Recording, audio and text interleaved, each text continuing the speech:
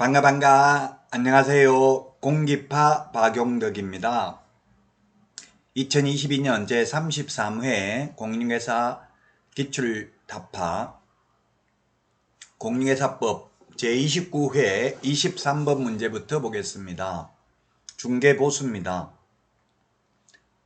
중개보수에 관한 게 해마다 시험에 2문제 정도 출제됩니다.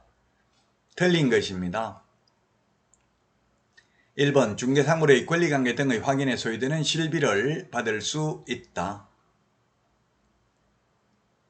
실비 받을 수 있습니다. 매도 임대의뢰인한테 받을 수 있죠. 계약금 등의 반환 채무 이행 보장과 관련된 실비는 매수 임차 의뢰인에게 받을 수 있습니다.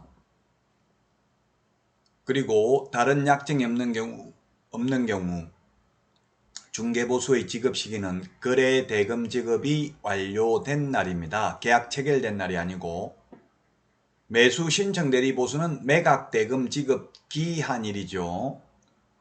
자, 그 다음에 3번 주택 외의 중개사물에 대한 보수는 국토교통부령이 정하고 의뢰인 쌍방으로부터 각각 받습니다. 주택 외, 주택인 경우에는 국토부령이 정하는 범위 내에서 시도 조례로 정합니다.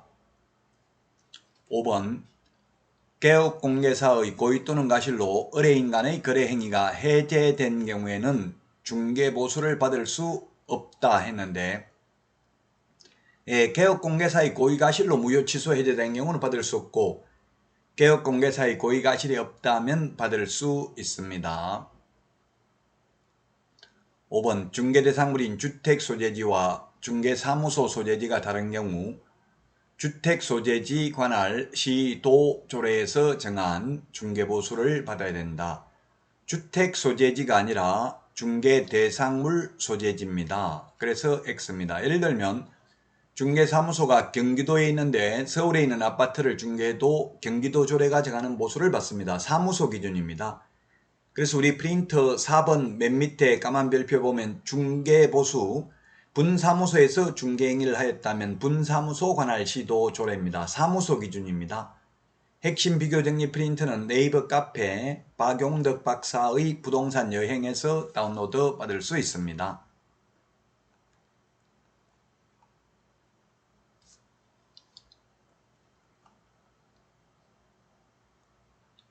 다음은 확인설명서 2입니다. 이 서식이. 확인설명서 2가 비주거용이죠. 비주거용. 비주거용에 관해서 옳은 것입니다. 단독경보용 감지기는 세부확인사항이다. 이거는 1의 서식 세부확인사항입니다. 1의 서식 세부확인사항이고요.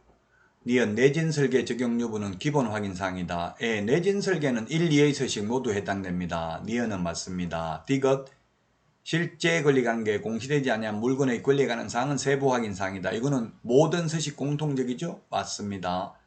리얼 환경조건 1조 소음 진동은 세부 확인사항이다 했는데, 이거는 세부 확인사항은 맞는데 1의 서식만 해당됩니다. 2의 서식이기 때문에 틀렸습니다. 기억 리얼은 1의 서식에 해당되는 것입니다.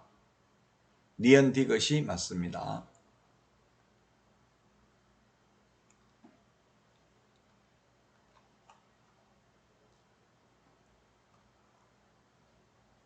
자, 다음은 25번 문제입니다. 중개보수와 관련해서 틀린 것입니다.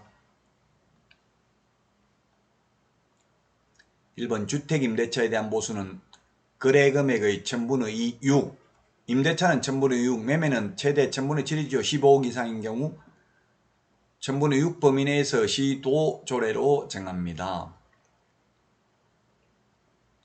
그래서 1번 지문은 맞고요. 2번 아파트 분양권 매매를 중개한 경우에는 당사자가 거래 당시 수수하게 되는 총 대금, 통상적으로 계약금, 기납부 중도금, 프리미엄을 합한 금액을 거래 금액으로 보아서 중개보수를 계산합니다. 즉 분양가를 기준으로 하는 게 아니고, 예를 들면 분양가가 5억인데 5천만 원 계약금 지급된 상태에서 프리미엄 5천만 원 해서 1억을 주고 거래하면 그 1억에다가 요율을 곱하는 것입니다. 분양가에다가 5억에다 곱하기 요율을 하는 게 아니라 실제 주고받는 돈에다가 곱하기 요율을 한다는 게 판례입니다.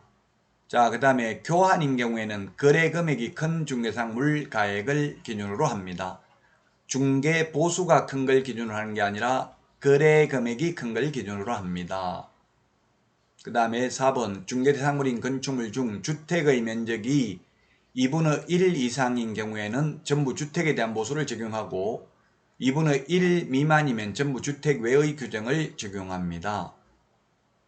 자, 그 다음에 5번 전용 면적이 85제곱미터 이하이고 상하수도 시설이 갖추어진 전용 입식부엌, 전용 수세식 화장실 및 목욕시설을 갖춘 오피스텔의 임대차에 대한 중개보수 상한요율은 거래금액의 1000분의 5라고 했는데 X네요. 1000분의 4죠. 임대차는 1000분의 4, 매매가 1000분의 5입니다. 85제곱미터 이하 주거용 오피스텔의 경우.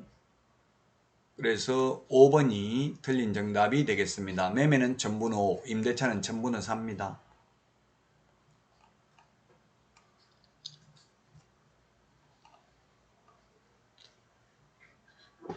여러분 수고 많으셨습니다. 다음 시간에 찾아뵙겠습니다. 안녕히 계십시오. 안녕.